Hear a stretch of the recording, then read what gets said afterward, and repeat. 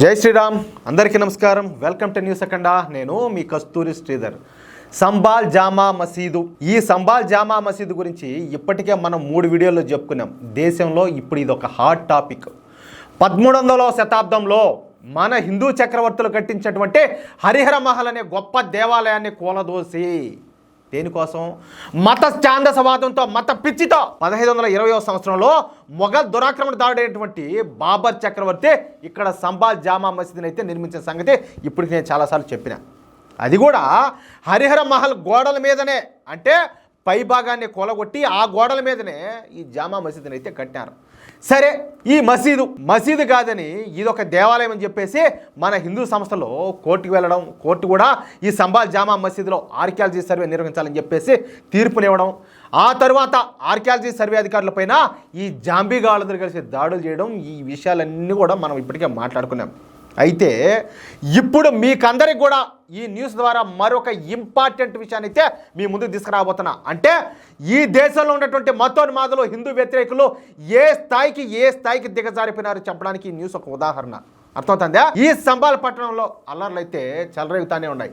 ఈ జాంబీల రాళ్ళ దాడిలో ఇప్పటి వరకు 5 మంది చనిపోయినారు. అయితే ఇప్పటి వరకు పోలీసులు 2500 మంది మీద కేసులు పెట్టి ఇప్పటికే కొంతమంది అదుపులోకి కూడా తీసుకున్నారు. 2500 మంది మీద కేసులు పెట్టినారంటే అక్కడ పరిస్థితి తీవ్రత ఏ స్థాయిలో ఉన్నదో దీన్ని బట్టి మీరు అర్థం చేసుకోవచ్చు. అయితే ఈ సంబాల్ జామా మసీదు ఉండే రీజియన్ను రోహిల్ఖండ్ రీజియన్ అని చెప్పి అంటారు.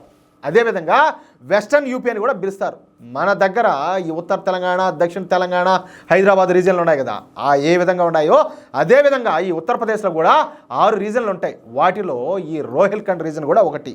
ఈ రోహిల్ఖండ్ రీజియన్లో ఈ సంబాల్ పట్టణం, సంబాల్ జామా మసీద్ అయితే ఉన్నాయి. ఓకేనా? అయితే ఈ రోహిల్ఖండ్ రీజియన్లో డీప్ డౌన్ అనే అనాలిసిస్ సంస్థ ఒక చిన్న సర్వేని అయితే నిర్వహించింది.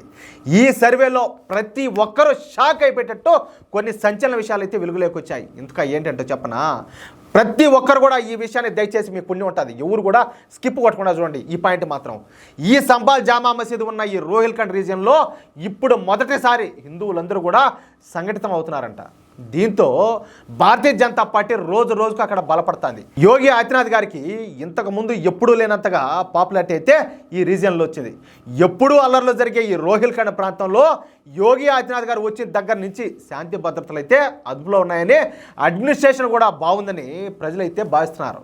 అది నిజం కూడా. మొన్నటి లోక్సభ ఎన్నికల్లో ఇక్కడ బీజేపీకు పెద్దగా విజయాలు రానప్పటికీ ఈసారి మాత్రం క్లీన్ స్వీప్ చేసే అవకాశం ఉండదంట. అక్కడ ఇప్పటికిప్పుడు ఎన్నికలు కనుక జరిగితే ఈ రోహిల్ఖండ్ రీజియన్లో మొత్తం 52 స్థానాలు ఉంటే వాటిలో 38 నుంచి 40 స్థానాలు భారతీయ జనతా పార్టీ కూటమికే వచ్చే అవకాశాలు అయితే ఉన్నాయి. ఇక సమాజ్వాదీ పార్టీ అదేవిధంగా కాంగ్రెస్ కూటమికి కేవలం 8 నుంచి ఒక 10 స్థానాలు మాత్రమే వచ్చే అవకాశం ఉన్నట్టు తెలుస్తుంది. ఇక మిగిలిన స్థానాలు వీళ్ళు ఉంటారు కదా, ఇండిపెండెంట్లు, వేరే చిన్న పార్టీలలో వాళ్ళు కైవసం చేసుకునే అవకాశం ఉందంట. అంటే ఇప్పటికిప్పుడు ఎన్నికలు జరిగితే ఒక్క సంబాల్ పట్టణంలో తప్పించి ఈ రీజియన్లో మిగిలిన నియోజకవర్గాల్లో అధిక స్థానాలను బీజేపీ కైవసం చేసుకుని ఉండాలి. దీన్ని దృష్టిలో పెట్టుకునే కావాలనే ఈ సంబాల్ పట్టణంలో అల్లర్లకు తెరలేపినట్టు కనపడుతుంది. సమాజ్వాదీ పార్టీ, కాంగ్రెస్ పార్టీల అండదండలతో ఇక్కడ ఈ జాంబీగాళ్ళందరూ కూడా రెచ్చిపోతున్నారు.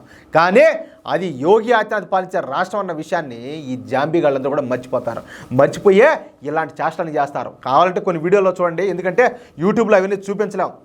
మీకు సోషల్ మీడియాలో ఈ ట్విట్టర్లో కావచ్చు, అది ఎక్స్లో కావచ్చు, లేకపోతే వాట్సాప్ గ్రూప్లో హల్చల్ చేస్తున్నాయి.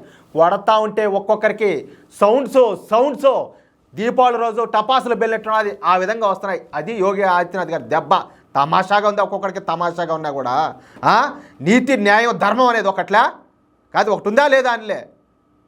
అరే భారతదేశంలో బతుకుతా కూడా మీ ఇష్ట ప్రకారం చేస్తారంటే మీకు అంతగా కావాలనుకుంటే పోనీ ఒకటి ఉన్నది కదా, మీకు మొఖాన్ని వేసాం కదా, మీకు ఒక ముక్క ఇసేసాం కదా, మీకు అదే కావాలనుకుంటే భారతదేశాన్ని ప్రేమిస్తాం అనుకుంటే ఇక్కడ ఉండండి, మాకు భారతదేశం అంటే మాకు నచ్చలేదు అంటే దొబ్బుకొని పోయి అక్కడ ఉండండి. ఇక్కడేం పని, ఏం పని అంటాలి ఇక్కడ? అవునా కదా నేను చెప్పేది? నేనేమైనా తప్పు మాట్లాడుతూ ఉంటే చెప్పండి మీరే.